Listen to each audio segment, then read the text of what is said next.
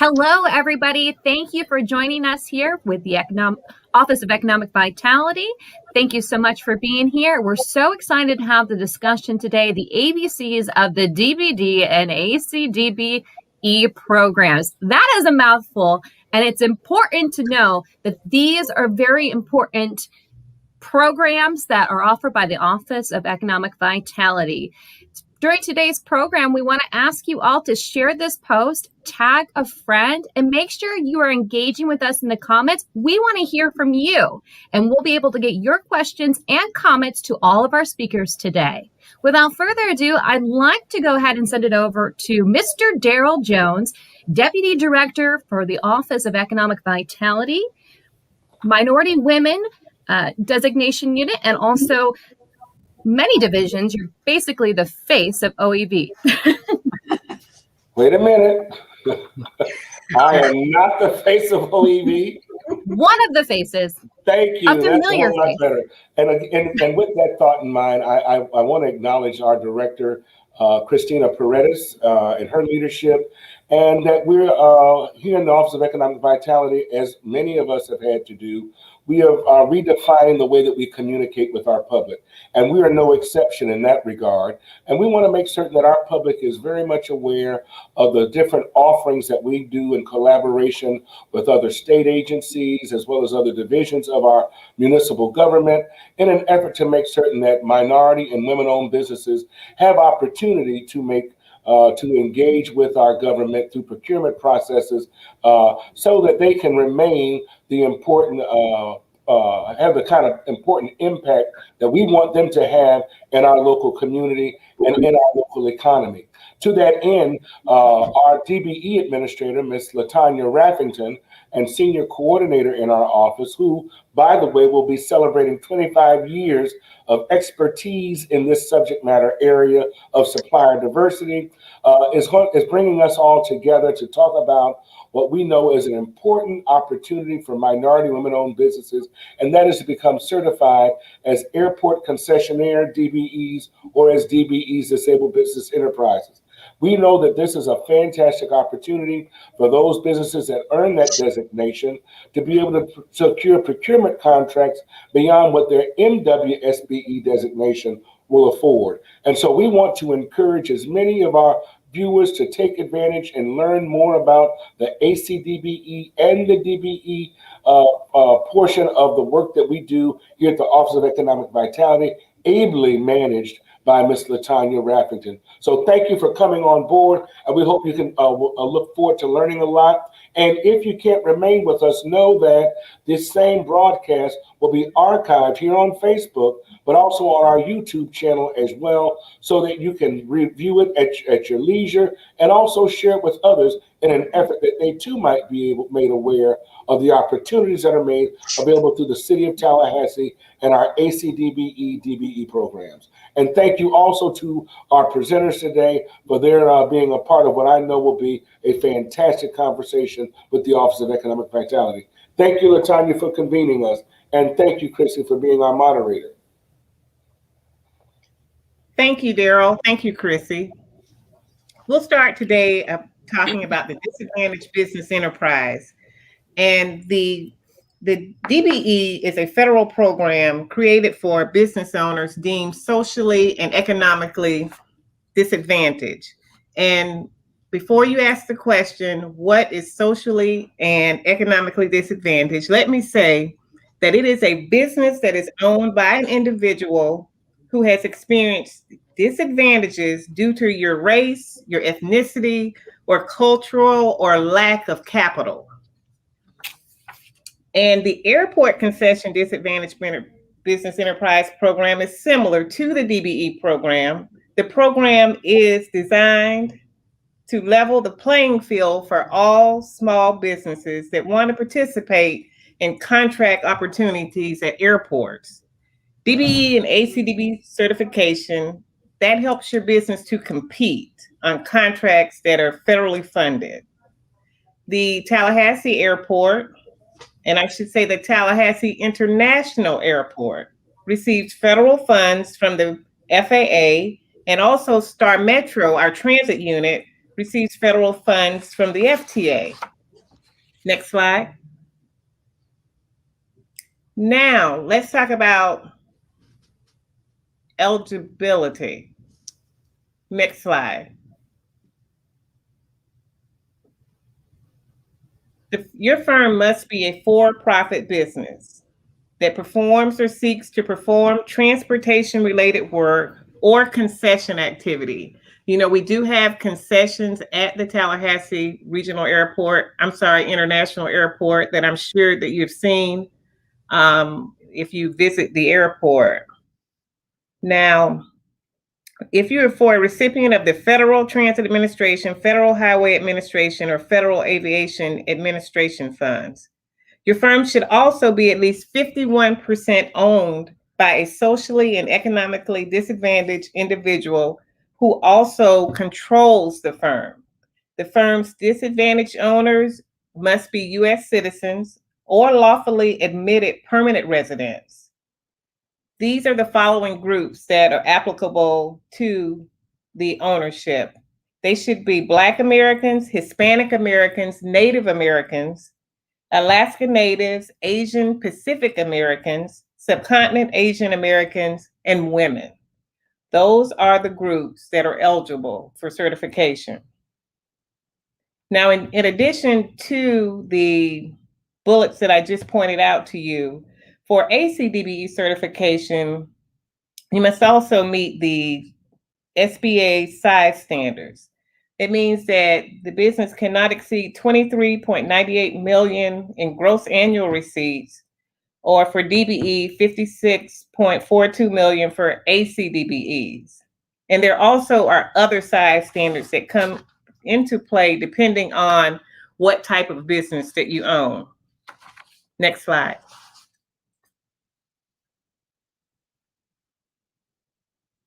Next slide.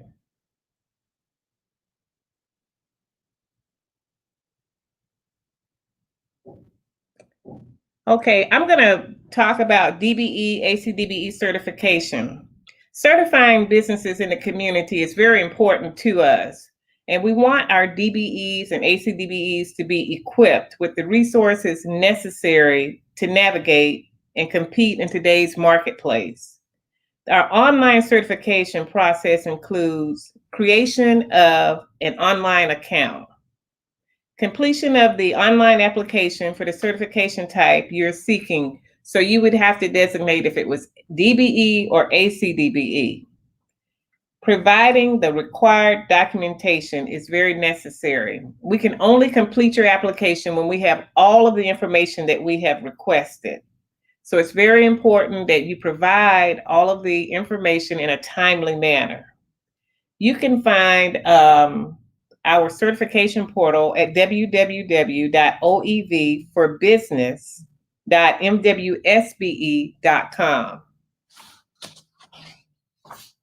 Now, to start the online certification application process, again, I want to mention to visit www.oevforbusiness.mwsbe.com. You can click on the Apply for or Renew Certification and select one of the following options. Once the new account is created, you will be automatically redirected to start of the certification application. And of course, there are numerous other things that come into play with certification, and we may not be able to discuss all of them today, but feel free to contact us via email, to give us a call, and we'd be more than happy to help you through the certification process. I also want to show you that the City of Tallahassee, along with OEV, is a part of the Unified Certification Program, which means that there are approximately 9 units throughout the state of Florida that also perform certification for DBE firms, and some of us do ACDBE and DBE firms. And luck would have it that we have 2 certifying agencies here in the city of Tallahassee with FDOT, and we have Terry Watson that will speak about that later. And also we have OEV in the city of Tallahassee that also handle ACDBE and DBE certifications. So if there aren't any questions right now, I will wait and look forward to any questions that you may have regarding DBE or ACDBE certification. Back to you. Yes, and I just want to let everyone know the contact information for LaTanya. If you have any questions, if we don't get to them during this presentation live, you are able to reach out to LaTanya. And I do want to go ahead and mention a comment and question from one of our audiences right now, LaTanya. It is from Melanie Williams, and she says, I am almost done with my MWSBE application. Are they all separate, or will that information be stored in my account, allowing me to apply for the DBE and ACDBE?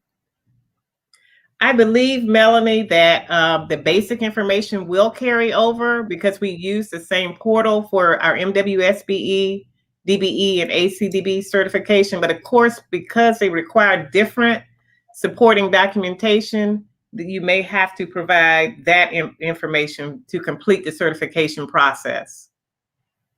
But again, I will feel free to give me a call or email me, and we can go through that process together. And that's very good to know, because it's important that obviously with these programs that you guys got to keep them all organized in the same place. So definitely very good information. And thank you for asking that question, Melanie. Well, up next, we have Heather Nelson. She is the project manager of Capital Programs, Tallahassee International Airport. So Heather, without further ado, go ahead and explain a little bit about how you guys take part in this. Sure. Out here at Tallahassee International Airport, we do have a set DBE goal for all of our airport projects, design and construction. Our current goal is 15.39%. We do evaluate our goals and our methodology every 3 years. So we do update our plan every 3 years, which is, you can actually see that out on our website at tlhairport.com. So we go through the process and update those goals.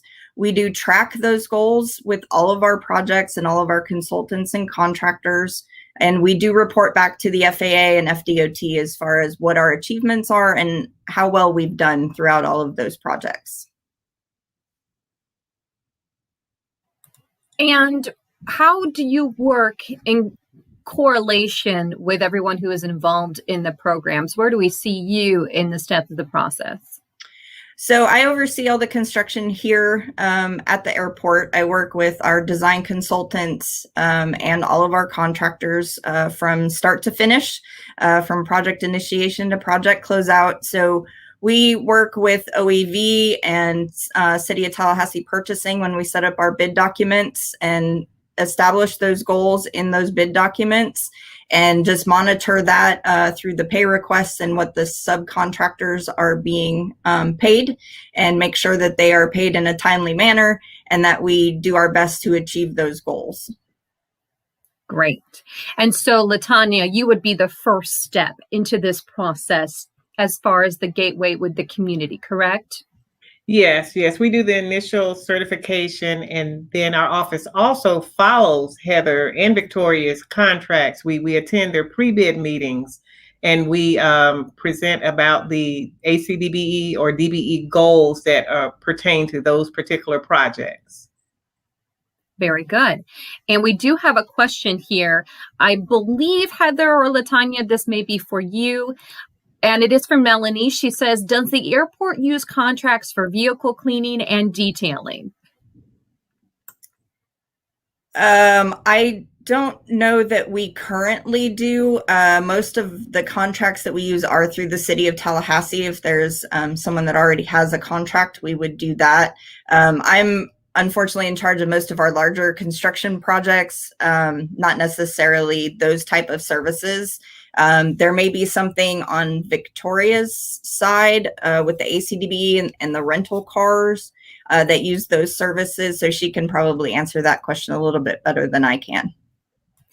And just so everyone knows, Victoria, I cannot pronounce your last name. I'm so sorry. So I'll let you take care of that. You're the manager of property and development for Tallahassee International Airport. And do you have an answer to that, or maybe a direction she can take with that for that question? Certainly. At the airport, of course, we have rental car agencies operating out at the airport, and they do goods and services purchases. So that would probably align very well with their business. If you have someone who, for example, does vehicle cleaning, does dent repair, does tires, I could hook them up with our rental car agencies and they could find an alignment there. Perfect. All right. Well, now we have Terry Watson. He is the State DBE Program Coordinator for the Florida Department of Transportation. Welcome, Mr. Watson. And if you could tell us a little bit about where you are within this process of these programs. Fantastic. Thank you, Chrissy, and welcome to all who've joined in today to get this great information and to, more importantly, get this information to help grow your businesses and help you participate with all the contracting opportunities that are out there with all the different folks who are here today. Chrissy just showed my slide. Again, I'm with the Florida Department of Transportation in the Equal Opportunity Office. You can go to the next slide, Chrissy. One good thing about going after LaTanya is the fact that she covered some of the information that I have on my slide, so I don't have to cover that. I'll really quickly hit over it and then maybe point out a couple of different things that we do based on the fact that we're involved in roadway and bridge construction. And primarily the DBEs that we certify as DBEs throughout the state are DBEs that are involved in roadway and bridge work. As she mentioned before, the program is governed by 49 CFR Part 26, which is some riveting reading, Code of Federal Regulations. So if you really want to, have some good bedtime reading, read that. I can't guarantee that you'll make it all the way through, but good bedtime reading. Again, the definition, as Tanya mentioned, is for-profit businesses, at least 51% owned and operated by someone who's socially and economically, not socially or, but socially and, as she mentioned before. And if you're a corporation, at least 51% or more of the stock has to be owned by one or more of those disadvantaged individuals. And the management of the daily business and operations has to be done by one of those socially and economically disadvantaged individuals or owners. Next slide. The FDOT, one of the things that we have that's a little bit different, and we've had this since 2000, is the fact that we are a race-neutral DBE program. We utilize race-neutral approach in establishing our DBE goal. As was mentioned earlier, it's done every 3 years, and that's on our federally assisted projects and any of those contracts. A lot of the other states, most of the other states in the United States are race conscious, which we were. Florida was up until 2000. We've been race neutral since 2000, our DBE program. And all that really means is that we don't have goals on each individual contract to help determine whether or not it can be awarded to an individual firm or not. Again, the goal being established every 3 years. Our current goal is 10.65% and we just did our goal methodology just recently, as most others did. And so for the next 3 years, we're at 10.65%. Previous 3 years, we were at 10.65% as well. And we've actually met or exceeded our goals, our DBE goal for the past several years. We've actually exceeded it. Next slide. As was mentioned before, the socially and disadvantaged groups, I won't go through them again. LaTanya did a great job of making sure that you know who those groups are from the federal program. The one part I will mention is other. You can be DBE certified even if you're not one of these groups, if you can show and document that you've been socially and economically disadvantaged. One example I like to use a lot is the fact if you grew up in the Appalachian mountain area. Generally, though, folks in that general area, because of not having the opportunity to have certain things there from an educational standpoint, have access to certain things, they have been generally seen as being socially and can be economically disadvantaged. So then if you were from that area, and again, you can document the fact that that's the case and that you have been over the years socially and economically disadvantaged, you can still be, let's say, a white male-owned business and be DBE certified. Again, that would fall under other category. Next slide.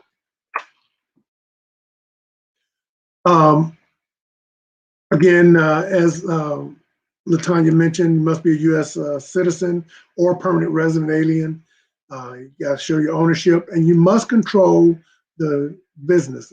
Be independent. You can't rely on others to be making the decisions, and you must be making the day-to-day and long-term decisions in the business. Again, not a pass-through, but actually running a business. Next slide, please. The economically disadvantaged piece, your personal net worth has to be at or below $1.32 million for each qualifying owner. The owners that are saying, hey, this is what we're the ones who will help qualify this business as a disadvantaged business. But that does exclude your ownership stake in the business, and it excludes any equity in your primary residence. Now, those vacation homes and income properties that you have, those actually will count towards your personal net worth, but your personal residence, that would not. Next slide. One thing too, I want to always make sure that I point out is that certification is not a pre-qualification. You're certified as a DBE, but in FDOT, especially as a prime contractor, you may need to be certified in pre-qualified, in certain areas to be able to do certain work on an FDOT project. So again, certification is not a pre-qualification. Pre-qualification is done in our construction area. There's a gentleman there by the name of Zach Wigginton, who actually handles the pre-qualification for construction throughout the state. And then in our procurement area, they handle pre-qualification for all of our professional services. And you're certified for a specific type of work. It falls under an NAICS code.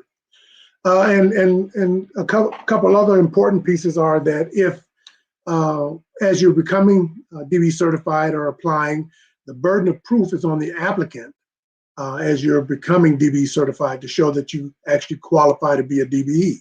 Now, once you're actually certified, if for any reason we as an entity or the certifying members that Tanya mentioned feel that you no longer qualify as a DBE, that burden shifts to us to prove the fact that you are no longer qualifying as a DBE.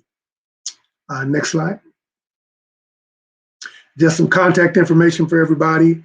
Our manager of the Equal Opportunity Office, Ms. Victoria Smith, certification manager, Dwayne Moore, a civil rights program manager, Aldrin Sanders, myself as a state DBE program coordinator, and the last gentleman there, Austin Fletcher, is our business development specialist who actually handles our BDI program, which is Business Development Initiative Program, which is our small business component of our DBE program, where we set aside projects specifically for small businesses to compete against one another on to be prime to the DBE on a roadway or bridge or a maintenance contract. So again, I know this is a quick hitter for everybody. So hopefully that gives you a little bit of information to at least get you started and kind of figuring out, okay, I need to, if I want to do work with FDOT, and I think I might qualify as a DBE, I need to contact DOT and get certified. Again, we have support services to help help you once you are certified at no cost to you, your firm, to help you grow your business in whatever it takes, construction, accounting, back office, anything it takes. We're there to help you grow your business because we want you to participate in DOT projects. Again, thank you, and I'll turn it back over to Chrissy. Very good. And we have Doris Richard, who is watching right now. Hey, Doris, this is great information, and I'm looking forward to doing this certification. Good to hear. And we have Victoria. I'm going to try and pronounce your last name. Please let me know if I've got it correct here. Victoria Melzowski. Totally butchered. People butcher my last name all the time too, so I totally understand. And you are the manager, properties and development, Tallahassee International Airport, and we definitely are interested in seeing how you're incorporated because you're with a different sector than Heather had mentioned. Correct? That's correct. So yes, my name is Victoria Malashevsky, and I'm the manager of properties and development at the airport. So I oversee the ACDBE program, and I manage all of the airport's contracts, including the concession agreements. The ACDBE program is essentially an extension of the DBE program, as Heather mentioned before. The program is well suited for firms that are ready, willing, and able to work at the airport, and who have become a certified ACDBE by meeting the standards that LaTanya discussed earlier. So what is an ACDBE and what does that stand for? It's an Airport Concessions Disadvantaged Business Enterprise. And a concessionaire, quite simply put, is a for-profit business located at the airport that's engaged in the sale of consumer goods and services to the public under an agreement with the airport. Some examples of airport concession businesses are the food and beverage businesses you see out here at the airport, specialty coffee, retail news and gift, our parking lot, our rental car agencies, and also personal services such as massage therapy, salons, spas, shoe shine, just to name a few. With the exception of parking and rental car operations, most of the concessions are located within the terminal building at the airport. So to participate in the airport's ACDBE program, a firm must be certified by a state unified certifying program or UCP agency as an ACDBE. And as previously mentioned, the city is a certifying agency, so that makes it easy locally here. Basically, becoming an ACDBE expands a business's opportunity to either operate in an airport concession or to partner with a non-ACDBE concessionaire. However, becoming an ACDBE does not ensure that a business will receive a contract from the city at the airport, but it does increase your competitiveness in an airport environment. So as Heather mentioned, every 3 years we establish goals, and our ACDBE goals are 18.91% for our concessions, which is everything non-rental car. And then we also have a separate rental car goal, which is 1.10%. So basically, of all the concession revenue the airport earns, it's our goal that these percentages at a minimum will come from ACDBE firms. So how do we accomplish that? Essentially, we establish individual contract goals for our non-ACDBE concession operators to help us meet our overall goals. Our non-ACDBE concession operators meet these goals in many different ways, but primarily they meet them through the purchase of goods and services from ACDBEs, through subcontracts with an ACDBE business owner, or as a direct contract with an ACDBE firm. So a couple of examples of this, we have a primary food and beverage operator who works out here at the airport. And one of the ways that they have met their ACDBE goals in the past is they've subcontracted with an ACDBE certified specialty coffee vendor. And at that time, we actually exceeded our goals when we had the specialty coffee vendor here. So that was great for our program. Our rental car agencies, on the other hand, typically meet their goals through the purchase of goods and services from ACDBE firms, as I mentioned previously, such as like insurance agencies. Sometimes they purchase insurance from ACDBE providers. auto repair businesses who do body work and repairs, as previously mentioned. And the rental car agencies also have a need for services like towing, transporters, janitorial services, just to name a few. So that's kind of a high-level overview of our ACDBE program, but please don't hesitate to reach out to me. I'd certainly be honored to speak with anyone who's interested in opportunities for their business at the airport. Very good. And last but not least, we have StarMetro here. Ronnie Lee Shelley Jr., thank you so much for being here to describe for us how StarMetro is integral in these programs as well, too. So I've got your slide deck and I'll bring it up for you. Thank you. Well, good afternoon and welcome everyone. My name is Ronnie. I'm a transit planner at StarMetro. I wanted to talk a little bit about the DBE process from the agency's perspective and then link that to the DBE firm's perspective. So pretty much federal regulations require that we maintain about 3 or 4 documents, a DBE plan, a goals setting methodology, which our goal is at 5.49%. Also uniform reporting that we do twice every year, and we list all the monies we spend on projects and what percentage of that goes towards DBE firms. And if in any given year we don't meet our goal, then we have to do a shortfall analysis, which describes why we didn't meet our goal, the steps we're taking to meet that goal, and a timeline in which we plan to do that. And these are all regulated by the FTA for transit agencies across the United States.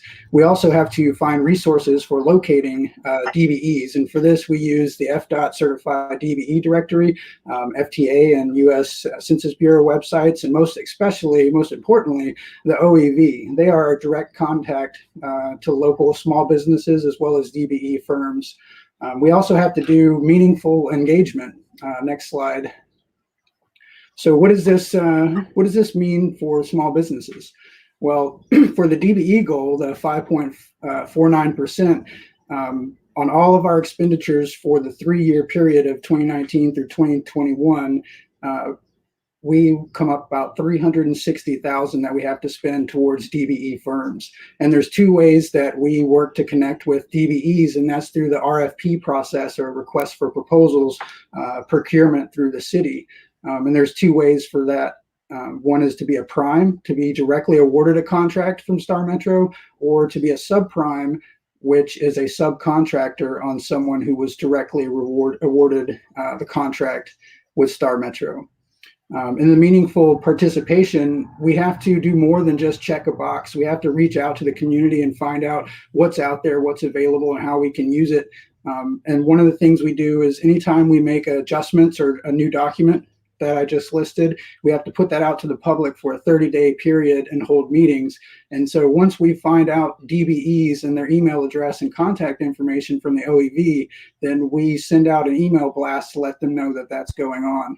We also participate in events like this one held by the EOV or the OEV, as well as I think about 1.5 years ago, LaTanya put on a small business mixer, which was really awesome. It was like a round table for prospective DBEs to be able to show their goods and wares. Next slide, please. So this is a map of all the DBE locations. This is why it's important to get on the DOT's unified directory. This is one tool we use to locate DBEs for our different DBE planning documents. Sorry. Oh yeah, no worries. I like maps. They're great. And just a couple of the things that we do. This is a table from one of our documents that lists the different types of work and their NOC codes, which you probably don't need to worry about, and the money we spent on it. Some of the work that we do specifically in transit, signage work, parts and delivery work for parts on buses and other small vehicles that we use at the office, vehicle body work, security work, planning consultant work, contractual services. So we hire out local transportation companies to help with the overflow of demand response for StarMetro. Next slide.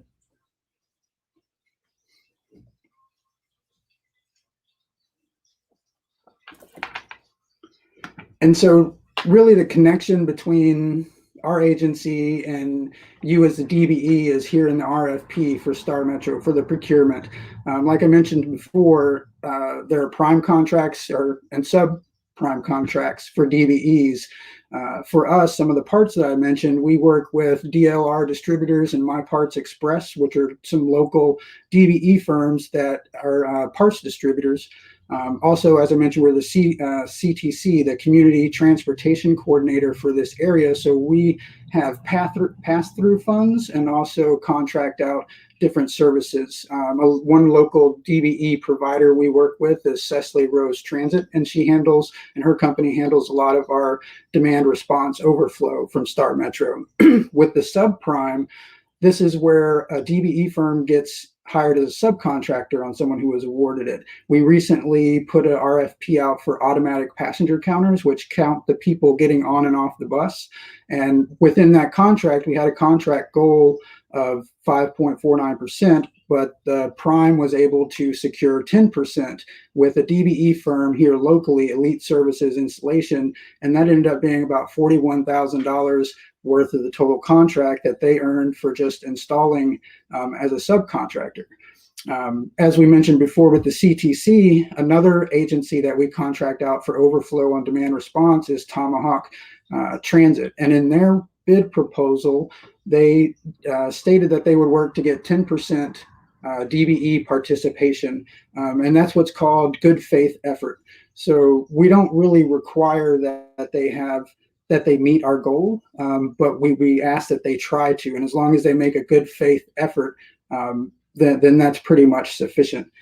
And so when we work with the EOV and we decide that we want a good or service, we research who provides that good or service throughout the state and the country. We research consumers of that good and service, and then we put our RFP together and send it to procurement.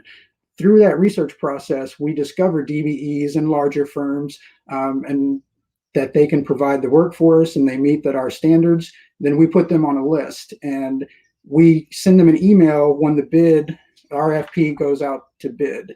So for DBEs, once we know that you exist and what work you do through the OEV, then we'll put you on a list at StarMetro. And anytime an RFP that qualifies under the services that is provided by the DBEs, then we'll send that DBE an email to let them know that we have an RFP going out. It's also important to work with the city and the procurement department and try and get on the bid email list because they send that out to groups as well. And that's really the key, is to get on with the RFPs and the procurement. Thank you. Well, this was definitely a wealth of information for today.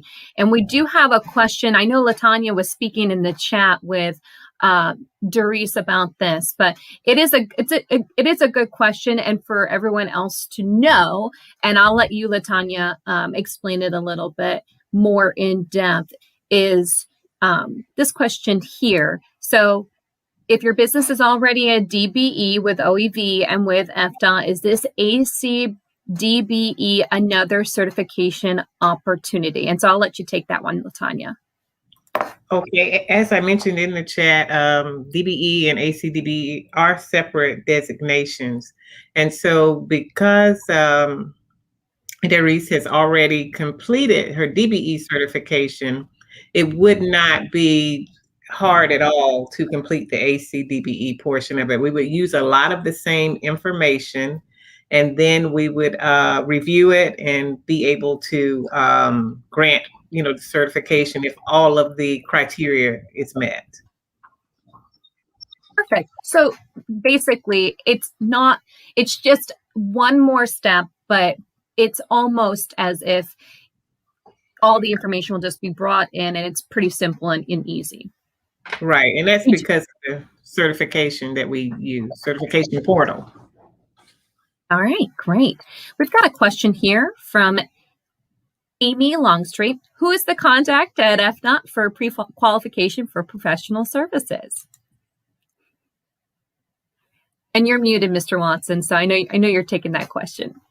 Oh, you're still muted. Just one second. There you go. Got it. You warned Got me it. about that. Yes, the young lady in procurement, Carly Ann Kale is her name. And so if you email, and most of everybody's email in DOT is their first name dot last name. Like my email is terry.watson@dot.state.fl.us. You can do the same thing for procurement. It would be Carly Ann Kale, carlyann.kale@dot.state.fl.us. And I think it's CARLIYANN.KELL. If you try that, it doesn't work, contact me. I'll get you in touch with them. You know the right people. I can get you there. Well, we certainly appreciate all of our speakers today taking time out to explain this as much as we could. I know in brevity is really not something we can do in 45 minutes, but you did a great job. And if you have any further questions, make sure you reach out to any of our speakers. I know they're all so willing to help you in moving forward with your business, especially during this time. Well, thank you so much, everybody, for watching. And just so you know, this will live as a video on Facebook and YouTube. So if you need to go back and dissect some information, please do. Everyone have a wonderful day, and thanks for joining us. Bye. Bye-bye. Thank you.